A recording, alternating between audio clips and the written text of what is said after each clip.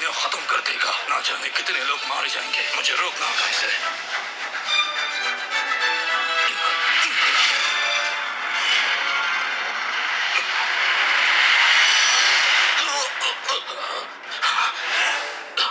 Soldiers, formation बनाओ।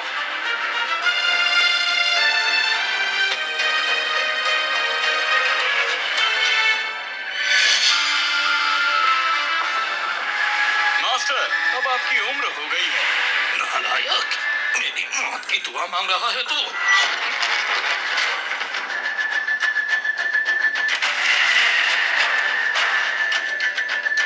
Master, आपने ही तो कहा था कि मुझे सुप्रीमो बनना है। हाँ, थोड़ा लेट हो गया पर मानना पड़ेगा आपने अब भी कम है। बदतमीज लड़के।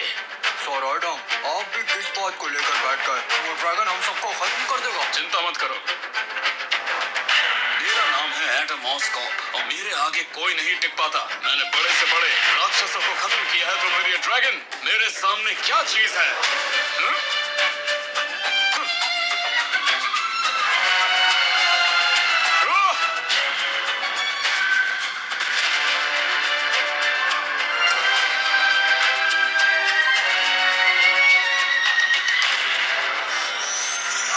कहा था ना, ये तो गया। मास्टर, कैसा लगा आपको? आप तो इमोशन में कुछ ज्यादा ही कर रहे थे। अच्छा हुआ कि मैं आ गया। अब तो मुझे ग्रेट वॉरियर का रिवॉर्ड मिलना चाहिए। और रिवॉर्ड जरूर मिलेगा। आज से 1 महीने तक तुझे आश्रम की सफाई करनी होगी। क्या?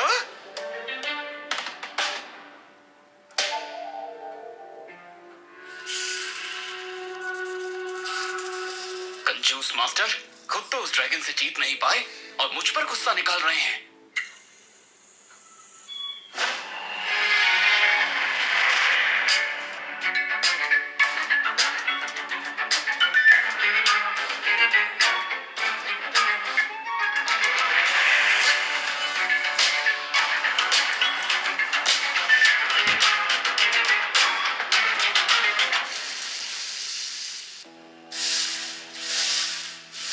सर, आप तो साउथ प्रोविंस के किंग हैं, लॉर्ड फैमिली के सुप्रीम। आप इन गुरुजी से मिलने क्यों आए हैं, जब यहाँ के लोग इतने घमंडी हैं कि आपका वेलकम करने कोई नहीं आया? Temple of groove caps town की सबसे सीक्रेट जगह है, इसलिए बेकार की बातें मत करो।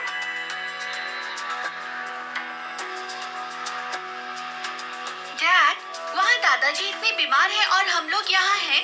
क्या हम उनके लिए प्रे करने आए हैं? नहीं, हम यहाँ एक नए गुरुजी से मिलने आए हैं। पूरी दुनिया में अब एक वही है जो उन्हें बचा सकते हैं। Dad, are you sure? किसी डॉक्टर के पास जाने के बजाय आप इन बाबा के पास आ गए। क्या वो दादाजी को बचा पाएंगे? गुरुजी कोई आम इंसान बिल्कुल नहीं है। एक्सक्यूज मी, क्या गुरुजी अंदर आश्रम में है? बताइए। मैं खोना नहीं चाहता, इसलिए मुझे जब इस जगह के बारे में पता चला तो मैं दौड़ा चला आया। प्लीज उन्हें बचा लीजिए। डैड, आपको लगता है कि इस मंदिर में उनका इलाज होगा? सर, ये तो वैसे भी नौकर है, इसको क्या ही कुछ पता होगा। मेरी माने तो डॉक्टर के पास चलिए। प्लीज ऐसा ना कहें। आप लोग ऐसा कहकर मेरे मास्टर की इंसल्ट कर रहे हैं। चुप हो जाओ, तुम दोनों बिल्कुल चुप रहो। तुम्हें उनके बारे में कुछ नहीं पता। तुम लोग नहीं जानते कि वो कौन है। आप इनकी बात का बुरा मत मानिएगा। प्लीज मुझे उनसे मिला दीजिए। अभी तो मुश्किल है, मास्टर बहुत बिजी हैं। बाद में आइएगा। प्लीज, ये मेरे डैड की जिंदगी और मौत का सवाल है। बस एक बार उन्हें कह दीजिए। इस कार्ड में 5 करोड़ है, आप इसे रख लीजिए और उन्हें बचा लीजिए। डैड, आप ये क्या कर रहे हैं? आप एक अच्छे बेटे हैं, ये देखकर अच्छा लगा। मुझे आपके पैसे नहीं चाहिए, मैं आपकी मदद करूंगा।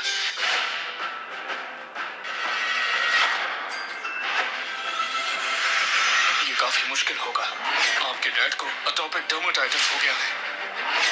वाह, क्या एक्टिंग कर रहा है। मास्टर, प्लीज गुरुजी से मिलने का इंतजाम कीजिए।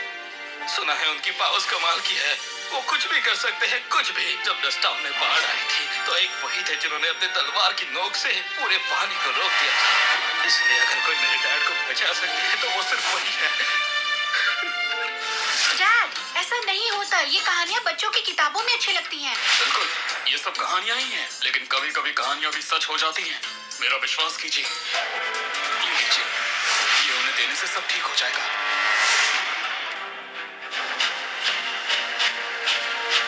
मास्टर, क्या ये दवाई सच में काम करेगी? दवाई तो मैंने दे दी है, पर आगे आपकी किस्मत। ये सब क्या मजाक है? उसने तो सिम्टम्स भी नहीं देखे, सिर्फ एक बोतल थमा दी। क्या पता इसमें जहर हो? डैड, चलिए किसी अच्छे डॉक्टर को दिखाते हैं। दादाजी की जान का सवाल है। ये कैसी दवाई है? ये हमारा आखिरी मौका है। कुछ भी हो जाए, मुझे गुरुजी से मिलना ही होगा। मास्टर! मास्टर! प्लीज मुझे गुरुजी के पास ले चलिए।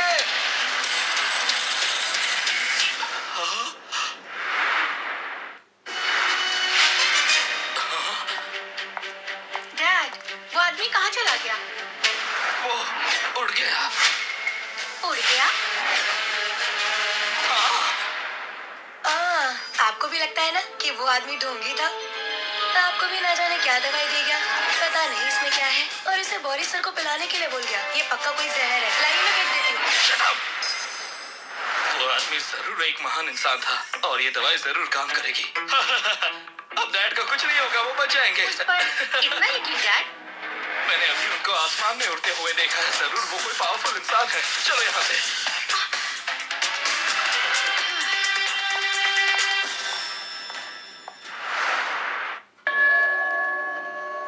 मास्टर, अब तो मैं सुप्रीम मास्टर की पोजीशन संभाल चुका हूँ, पर कुछ पुरानी बातें बाकी हैं, तो मैं वापस जाना चाहता हूँ। मैं जानता हूँ एटम, जरूर जाओ। मुझे पता है तुम चाहे कितना दिखा लो कि तुम सीरियस नहीं हो, लेकिन मुझे पता है तुम्हारे दिल में अभी भी उस बात का दर्द है जो 10 साल पहले तुम्हारे परिवार के साथ हुआ था। वो मैं कभी नहीं भूल सकता। मुझे आज तक नाइटमेयर्स आते हैं। एडम जैक्सन फैमिली ही तुम्हारी दुश्मन है। वो लोग मार्शल आर्ट्स के सबसे पुराने खिलाड़ी हैं। एडम, तुम्हें पता है मैंने आज तक तुम्हें क्यों रोका है? क्योंकि तुम्हारी मुझे फिक्र है। मैं जानता हूँ मास्टर, लेकिन अब वो वक्त नजदीक आ गया है। हाँ, और तुम्हारे पास अब सारी पावर्स है, क्योंकि तुमने पिछले 10 सालों में खुद को दुनिया का पहला लिविंग इमॉर्टल बना लिया। तुम्हारी पावर और स्किल सारे पुराने सुप्रीम मास्टर से भी कहीं ज्यादा है। इसीलिए मैं अब तुम्हें यहाँ से जाने की इजाजत देता हूँ। मैं जानता हूँ तुम्हें कोई नहीं हरा सकता। मैं जैक्सन फैमिली से अपने परिवार का बदला लेकर रहूंगा। मेरे बच्चे, लेकिन इस दुनिया में सिर्फ नफरत ही नहीं होनी चाहिए, प्यार भी उतना ही जरूरी है। इसीलिए 8 साल पहले जब मैं नीचे गया था, तब मैंने तुम्हारे लिए कैप्सटाउन की जैकब फैमिली की प्रेसी के साथ रिश्ता तय कर दिया था। इसलिए उससे मिलकर तुम शादी कर लेना। मास्टर, आप शादी के पंडित कब से बन गए? चलो, शादी भगवान का आशीर्वाद होता है, इसका मजाक नहीं बनाना चाहिए। और सुनो, प्रेसी बहुत खूबसूरत और समझदार है। ऐसी बीवी मुश्किल से मिलती है। मास्टर, आपकी बातों से लगता है कि आप कुंडली मिलान कराते हैं। बदमाश, रुको। अपना वादा पूरा करने के बाद याद रखना, तुम्हें अपनी सुप्रीम पोजीशन की जिम्मेदारी भी उठानी है, दुनिया की मदद करनी है और सबको बचाना है। आप फिक्र मत कीजिए, मैं सब याद रखूंगा। अलविदा।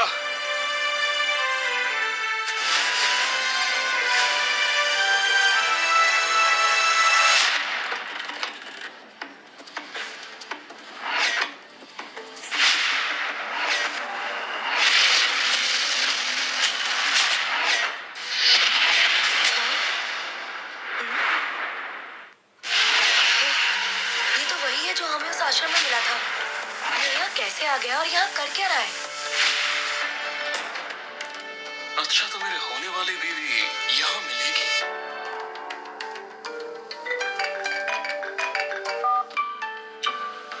हेलो, हाँ मैं आ रही हूँ।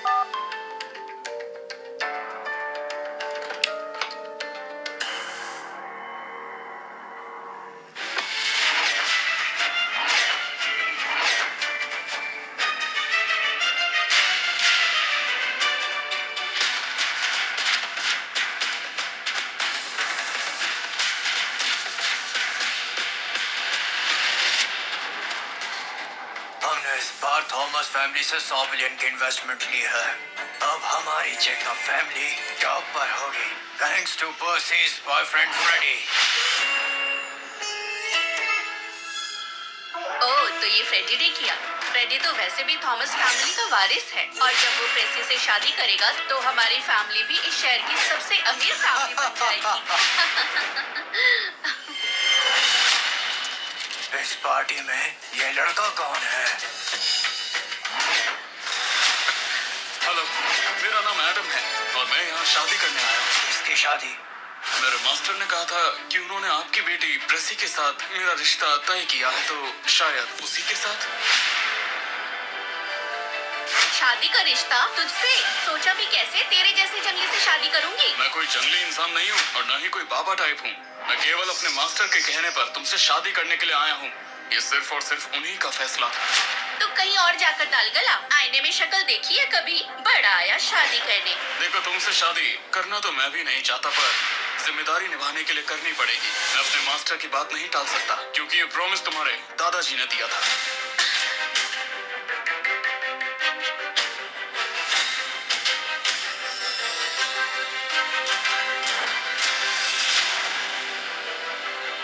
ये तो सच में दादाजी का साइन किया हुआ है।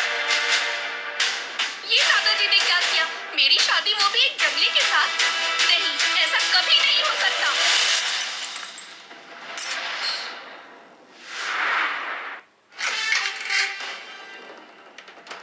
भाई, डैड सीरियसली बहुत बीमार हैं और तुम्हें अपने बिजनेस के अलावा और किसी चीज की पड़ी ही नहीं है। कुछ भी मत बोलिए चाचू। डैड आपकी तरह नहीं है जो हर वक्त पैसों की बात करे। मैं इटली माउंटेन्स के गुरुजी के पास गया था डैड के लिए एक स्पिरिचुअल इलाज ढूंढने। दादाजी की बीमारी तो किसी से भी ठीक नहीं हुई। जिनका इलाज डॉक्टर क्रिस जैसे बड़े डॉक्टर नहीं कर पाए, उन्हें आश्रम के गुरुजी ठीक करेंगे। कोई काला जादू है क्या? ऐसा नहीं है। गुरुजी तो नहीं मिले, लेकिन ये दवा यंग मॉन्क ने दी। क्या? एक झाड़ू लगाने वाले मॉन्क की दी हुई दवा तुम हमारे डैड को दोगे? मारना है क्या इन्हें? वो मॉन्क आम इंसान नहीं था। उसकी दी हुई दवाई बहुत ही स्पेशल है। डैड, आपको लगता है ये दवा सच में काम करेगी? वो जवान मॉन्क कोई आम इंसान नहीं था। मैंने खुद उसको आसमान में उड़ते हुए देखा था। अगर उसने दिया है तो पक्का इसमें कोई पावर होगी। डैड, ये दवाई सबके सामने मत दीजिए, नहीं तो सब लोग हमारा मजाक उड़ाएंगे। तुम्हें खुद पता चल जाएगा। तुम डैड को मारना चाहते हो क्या? मैं उन्हें बचाने की कोशिश कर रहा हूँ। थॉमस परिवार के छोटे बेटे होने के नाते मैं तुम्हें यह परमिशन नहीं दे सकता कि तुम डैड को अननोन दवा दो। चाचू, डैड पर आप ऐसे इल्जाम नहीं लगा सकते। सबको पता है प्रॉपर्टी पर किसकी नजर है। चाचू, अगर आप उस मॉन्क की दी हुई दवा दादाजी को देना चाहते हो तो ठीक है, पर अगर उनको कुछ इस दवाई से होता है तो उनकी मौत की जिम्मेदारी आप लेंगे। अब ये तुम्हारी कौन सी नई चाल? ये कोई चाल नहीं है। अगर दादाजी की तबीयत ठीक नहीं हुई तो तुम्हें अपनी सीईओ की पोजीशन थॉमस ग्रुप की मुझे देनी होगी और अंकल आपको फैमिली की हेडशिप मेरे डैड को देनी होगी। एकदम सही कहा। सिर्फ इन शर्तों पर ही हम डैड को ये दवा देने देंगे। ऐसा कभी नहीं होगा। आप मौके का फायदा मत उठाइए। ठीक है, मुझे तुम्हारी शर्तें मंजूर है। डैड, वो आपकी बरसों की मेहनत को हड़पना चाहते हैं। आप समझते क्यों नहीं? मुझे उस मॉन्क पर विश्वास है। उसकी दवा जरूर काम करेगी।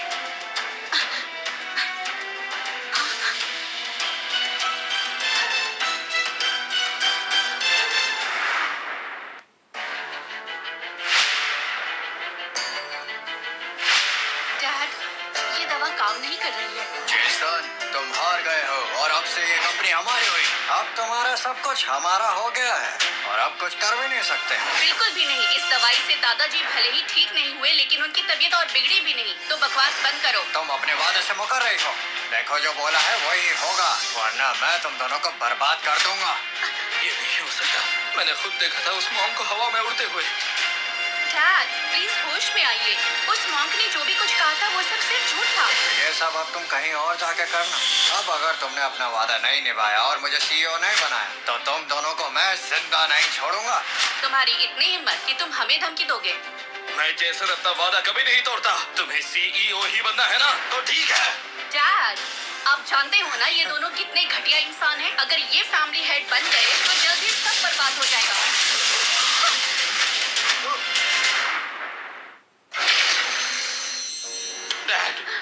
डैड आप ठीक हो गए? ये कैसे हो गया? ये तो चमत्कार हो गया। मैंने तो पहले ही कहा था वो मॉन्क कोई मामूली इंसान नहीं था। उसकी दी हुई दवाई जरूर काम करेगी। उस मॉन्क की दवाई ने तो सच में दादाजी को ठीक कर दिया।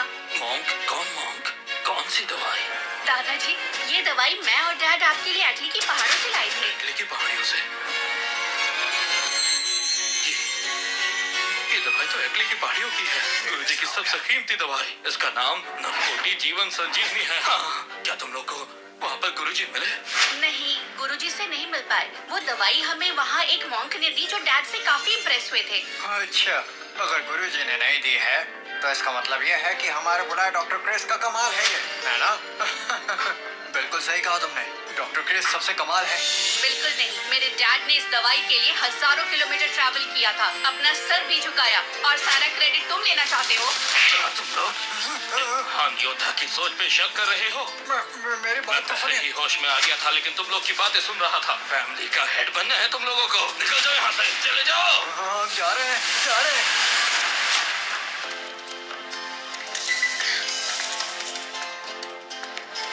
क्या है? क्यों घूर रही हो? निकल यहाँ से। ये बुढ़ा तो बच गया। कोई नहीं, भाड़ में जाइए बुढ़ा। वैसे भी पर्सी मेरा इंतजार कर रही है। बोरिस सर, अब ठीक हो गए? एम्मा, एक काम करो कि हमें एटली माउंटेन पर ले चलो। हमें उस मॉन्क का धन्यवाद करना है। उसकी जरूरत नहीं पड़ेगी मैम। मैंने अभी अभी हैरिस होटल में उस मॉन्क को देखा है। शायद वो जेकब फैमिली की पार्टी में आया है। क्या? जैकब की फैमिली पार्टी? चलो, हम भी चलते हैं। बताओ, क्या जमाना आ गया है? एक पुराने लेटर को देखकर अपनी बेटी मैं तुम्हारे हवाले कर दूं? हलवा है क्या?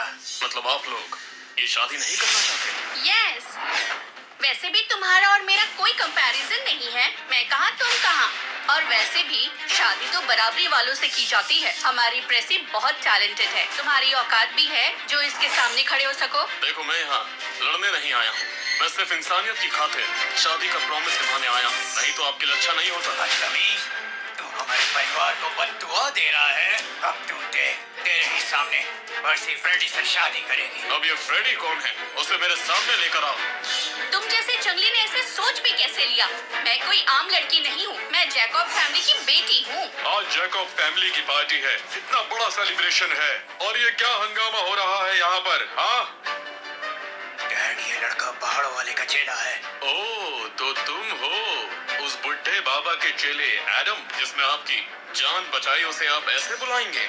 ओह, तुम्हें लगता है उन्होंने मेरी जान बचाई थी? ऐसा कुछ नहीं हुआ था। वो सब तो एक ड्रामा था, अपनी इमेज बनाने के लिए। मैंने उनसे कोई वादा नहीं किया था। झूठ मत बोलो, मेरे गुरुजी मुझसे कभी झूठ नहीं बोलेंगे। सुनो फिर, प्रेसी और फ्रेडी का रिश्ता मैंने ही फिक्स किया है। अब तुम्हारे लिए अच्छा यही होगा कि तुम वापस पहाड़ों में जाकर तपस्या करो। तुम मेरी पोती के लायक नहीं हो, उसके लिए फ्रेडी ही अच्छा है।